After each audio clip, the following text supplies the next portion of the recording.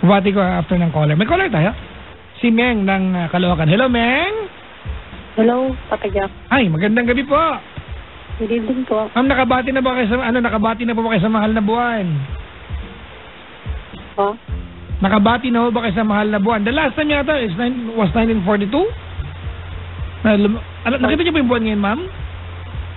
Hindi po eh. Ay, ano ba ito si ma'am? Wala maitulong, oh. Hindi po ako lumabas. Ma'am, kahit silipin niyo lang po kasi super moon po ngayon. Ganun ba? Opo, super moon, ma'am. Ano po, yung buwan po, sobrang laki po niya ngayon, ma'am. Tapos, okay. Opo, kulay, ano po siya? Old rose. Ang daw. Ang buwan ba yun? Nagyawat ko.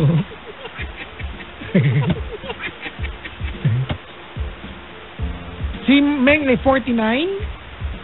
Yes po. Ba't malungkot ho kayo? May problem po. O sige ho, huwag kayo mandamay. Salamat sa pagtawag. Ay, binibiro ka lang, ha?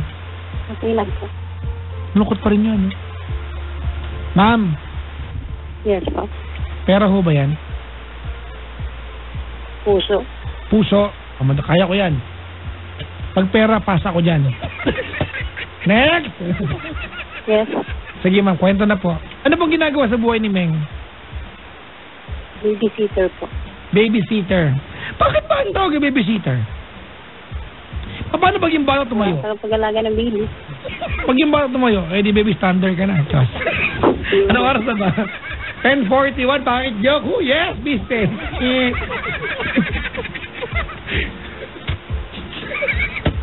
Sige po, kwento. I'm a lesbian, Papa Jack. Ay, talaga ba? Opo. Yung girlfriend ko may konting problema. Yung girlfriend mo may problema o ikaw? Ako may problema sa kanya. Talaga? Bakit ho? Last settlement kasi namin. Ma'am, pakilakas ho. Baka puntahan kita dyan. Once a month, nagkikita kami. Apa. Then last September 3, may nabasa ako sa cellphone niya. Gano'ng katagal na ho ba kayo? 16 days. Ano ba? years. 16 years na kayo magjowa? Yes. Kailan kayo papakasal? Hindi kayo nag-live-in? Never? Magjowa lang?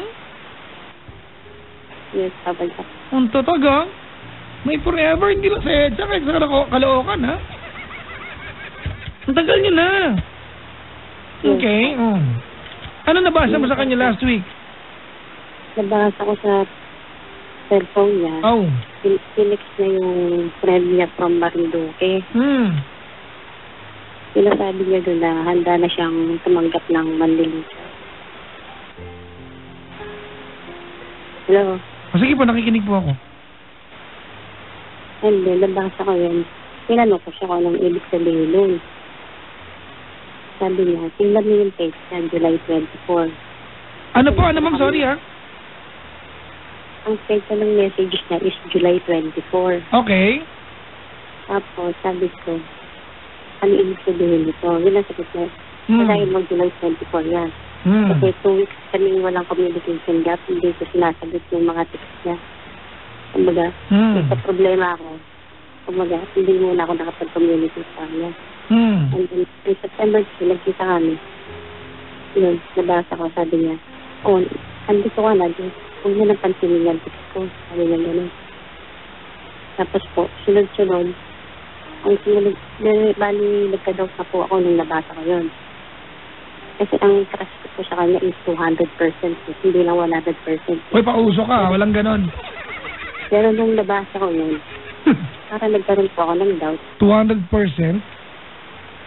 O di ibig sabihin ngayon, meron pa 100%, o di, kumpleto pa rin siya. Ang ginawa ko po, bumili ako ng ibang SIM card. Dapat ang SIM card na bili mo, TNT ha, pang tropa ha. TNT. Kita mo, ang galing ka mag-endorse. Ako talaga dahilan ng lahat eh. It's a tropa thing. O tapos? Nagpaalam siya na uuwi siya ng Bataan. Nag-pretend ako na ako yung best friend niya sa Bataan. Ang pangalan, Eddie. Ano po? Ma'am, ano ba yung gamit mong telepono po? Anong gamit mong telepono? Cellphone. Cellphone landline? Opo. Na landline cellphone? Opo. Oo. Then, Nagkaiba ba yun? nag-text po ako doon na, Hindi ko pinansin. Sige po, tapos po. nag-text po ako doon na may papakilala ako sa kanya. Oh. Tapos sabi niya, sige, mag-meet na lang kami sa terminal. Papakilala guys.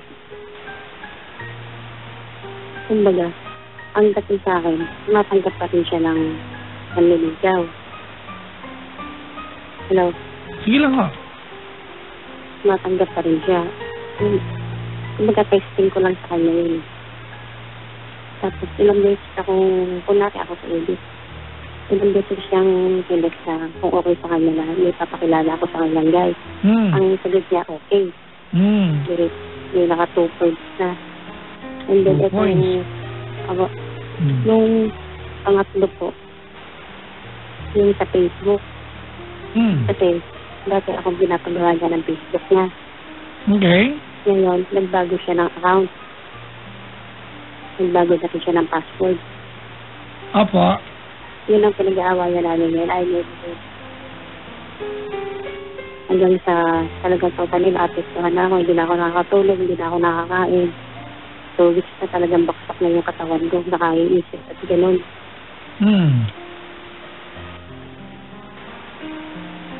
Kung gusto mo yung Facebook mo, ibahin mo na rin yung password. Ma'am, hindi ka na marinig. Wala ka po. Nami-misplace ka. Hello. Apa. Hello. Sabi niya, yung password ko daw, baguhin ko rin para parehas kami yung hindi na nagkakaalaman ng account. Parang yun po ang gumugulo sa iisip ko ngayon. But suddenly, ganun na mga pagbabago sa kanya. Ang tanong ko po papagap, okay lang po ba na hindi niya sa akin ibibigay yung password? Ang layo naman tanong mo. Okay. Kasi nanggagaling ka dun sa part na nawala ka ng tiwala sa kanya. Tama? Opo. Alright.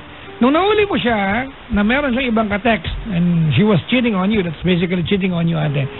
At nalaman niyang alam mo, ano ang pinangako niya sa'yo?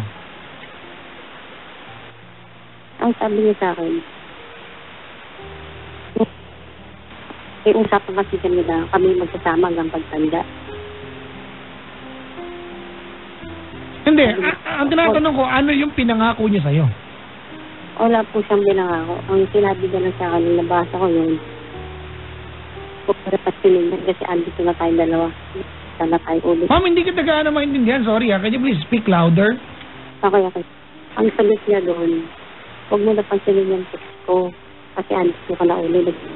Kaya nagkita na ulit kami. Kasi ang akala niya daw, may iba na ako. Kasi matagal ka na nagpakita sa kanya. 2 weeks. Ano kasi ang ginawa mo sa 2 weeks na yan? Nagka-problema ako, ayoko madamay siya. Mali ka dun.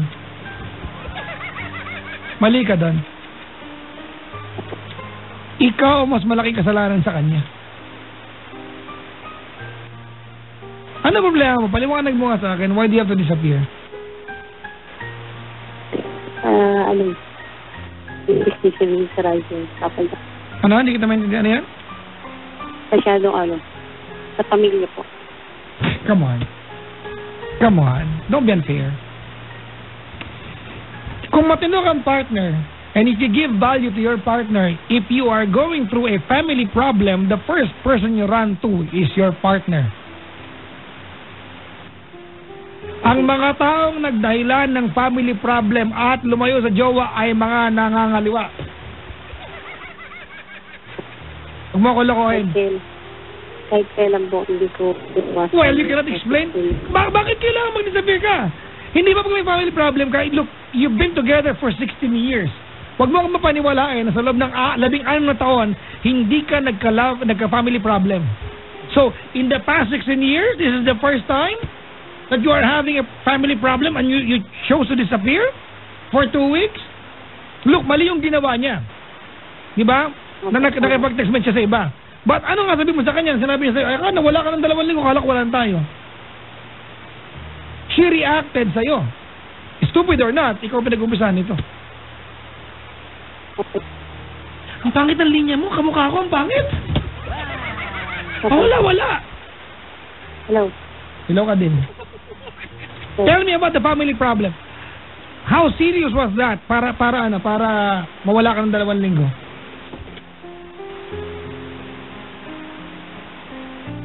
Isang kapatid ko po. Ano daw? Hindi ka Yung kapatid ko po. Ano yun? Nagproblema sa asawa niya.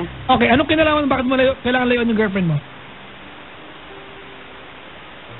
Pagdugtungin mo yung 2 kwento mo. Nagka-problema yung kapatid mo sa asawa niya, bakit mo nilayuan yung girlfriend mo? Anong kinalaman ng 2 yan? Wala, di ba? Wala po. Oh, gago ka pala eh. Ikaw pala itong tarantado sa kwento mo to. Alam mo, kala mo naniniwala ako sa'yo? Oh, mukha mo hindi. Given yan ha, yung mga nagdahilan ng family problem, lalayo sa jowa, nangangaliwa yan. Hindi po, alam niyo po. No. Meng, don't fool me here. Because honestly, di ba, kung may problema ka sa jowa mo, the first person you run to is your jowa. Problema ka, ba't ka lang sa kanya? May problema yung kapatid mo sa asawa niya, ano kinalaman ng jowa mo? Paliwanag mo, ano kinalaman? Ano kinalaman ng jowa mo doon? Why did she have to suffer na nagka-problema yung kapatid mo at yung asawa niya? Ano kinalaman ng jowa mo doon? Ayoko na po kasi nasangkot sa problema ng pamilya. Hindi, ano kinalaman niya doon? Ipaliwanag mo. Ano kinalaman niya doon? Problema ng kapatid mo at ng asawa niya. Ano kinalaman ng girlfriend mo? Oh, di wala kang paliwanag. Ako naniniwala ko, hindi lang dahilan. Joke mo yan. Joke yan. Ikaw may tinatago sa inyong 2.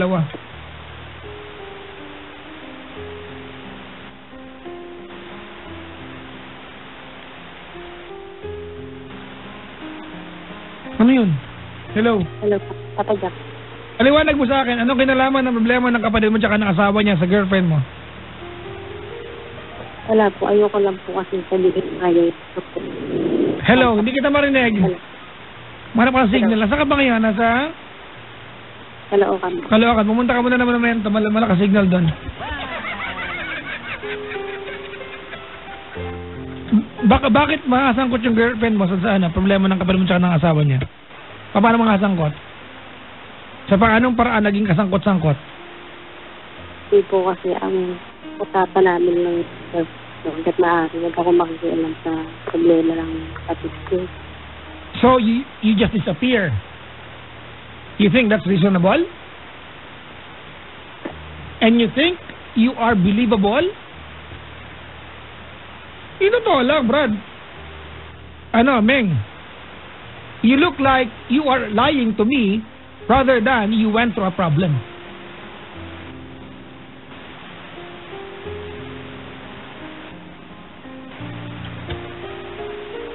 If you cannot tell me the truth, let's not talk. Ayaw kong kausap ang mga gumagawa ng kwento. Hindi po, yun po talaga yung totoo. No. Walang kinalaman yung 2. Look, you cannot call the show and just go ahead and make your own story here. I listen very carefully. Nagka-problema ka, unang-una, ikaw mismo walang kinalaman sa problema ng kapatid mo tsaka ng asawa niya. Let alone madama yung girlfriend mo. Anong kinalaman niya? Why did you have to disappear for a couple of weeks? Bakit? Ano meron?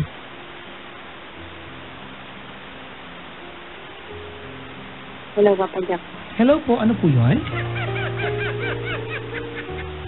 Kasi hanggat maaari nga po, yung problema ng mga kapatid ko, huwag ako makikialam. Okay. Ganun, kaya inilihim ko sa kanya yan dahil pag-aawayan lang namin yun. Pwede mo, di ba nagkikita kayo once a month? Opo. Oh, kwento mo, di ba? Opo. Once a month kayo nagkikita. Di ba? Pwede mo namang hindi nasabihin kung talagang ayaw mong banggitin. Once a month lang kayo nagkikita eh. Opo. Oh.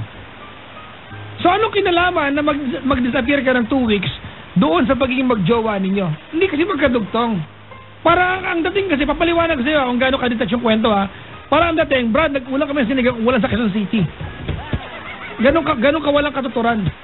Tsaka nag-ulang kami sinigang na baboy, umulan sa Quezon City. Ha? Anong kinalaman? Wala. Walang kapunto-punto. Ikaw mismo, anong kinalaman mo sa problema ng kapatid mo? At anong kinalaman ng girlfriend mo, di ba? Kasi ganito mga kaibigan na lang. We make it sound and you make it look like, Meng, you attended to your, babae, lalaking kapatid yan? Lalaki. You attended to your brother's problem and you focus your entire 2 weeks, 24/7. Yan dating parang naglamay ka? Ano, vigil? For 2 weeks, you disappeared. Unang-una, it's not even your problem. Pangalawa, anong kinalaman ng girlfriend mo? Look, sa inyong dalawa, siya nahuli mo. Nakipag-text mo. She was welcoming somebody na baka pwede na magpaligaw. Tama, mali? Opo. Because she disappeared. Between the two of you, you have 2 weeks that you cannot account for. Ikaw yung meron 2 linggong hindi kaya ipaliwanag na saan ka.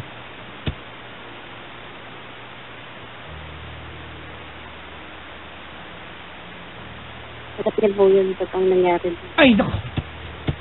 So, anong ginawa ng 2 linggo? 2 weeks ka nakatutok sa sa problema ng kapatid mo? Walang pikitan? Walang pikitan, Brad? Walang pikitan? You didn't have any chance to grab your phone and tell your stupid girlfriend, hey, may problema ako dito. Talaga yan? Okay, kamusta ka na kahit mo kailang banggitin?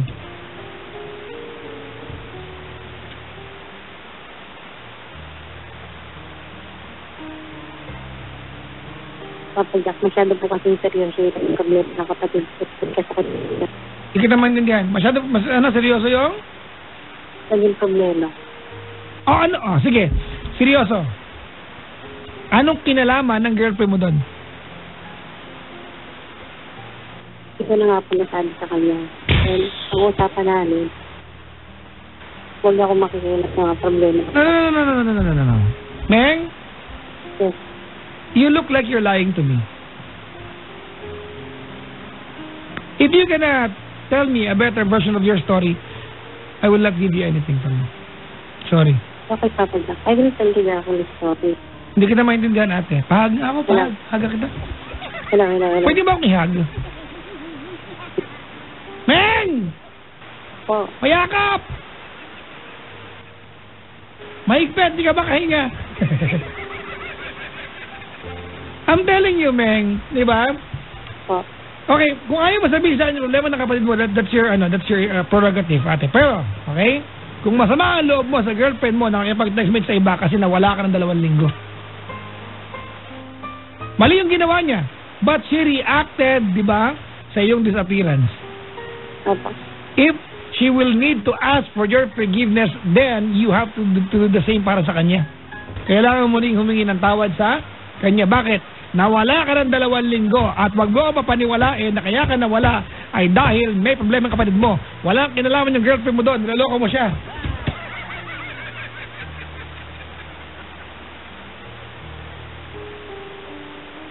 Hello. Hello? Papa Jack. Ano po ba yun? Ang worried ko lang ngayon. Hindi ko talaga Ma'am, hindi kita maintindihan talaga. Yung po sa Facebook niya.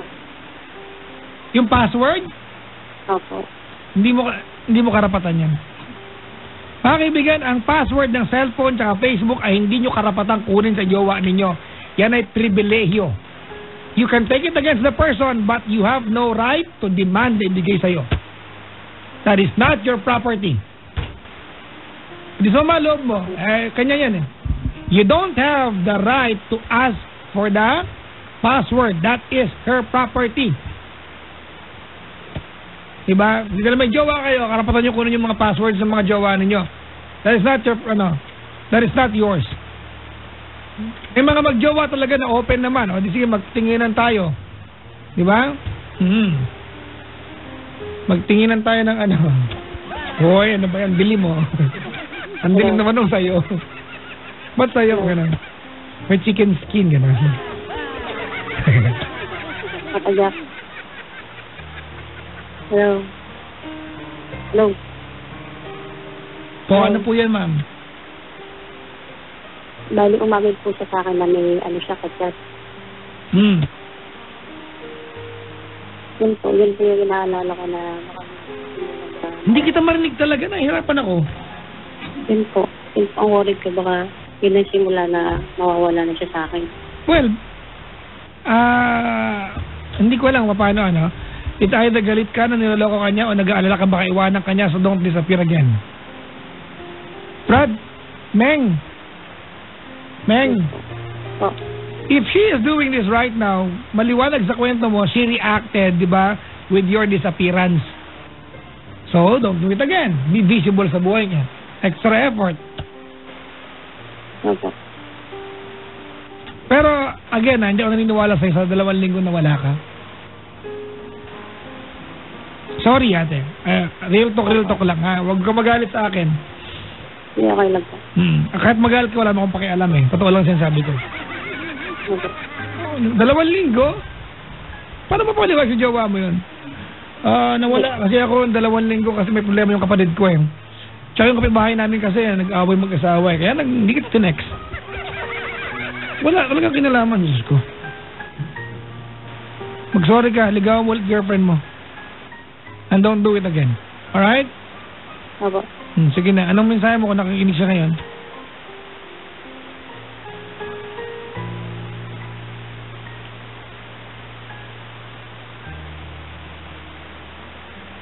Hello, Papa Jack. Anong mensahe mo pag ano? Pag nakikinig siya ngayon? Opo. Sige po. Mahal. Bakit? Gusto kong magpasalamat sa mahabang panahon na pagmamahal mo sa akin. Mahabang panahon na pag-ibig sa akin. Ikaw yung taong hindi ako iniwan sa panahon na walang-wala na ako. Panahon na down na ako. Gusto kong sabihin sa'yo na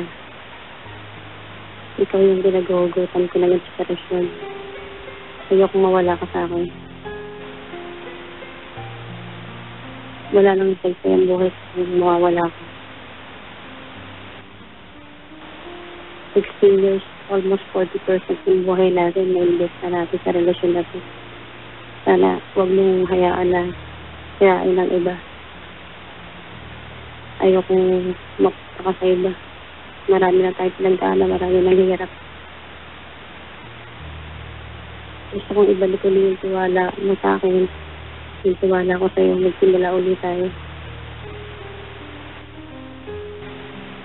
Sana ipaglaban mo yung relasyon natin. Kung sino man yung kachat mo ngayon, alam mo sana yung limitations mo. Okay, naintindihan ko na hindi ko nakakuha yung password.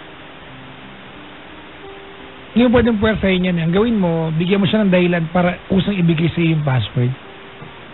Okay po, diba? Ganun gawin mo. Masarap sa pakiramdam yun, di ba?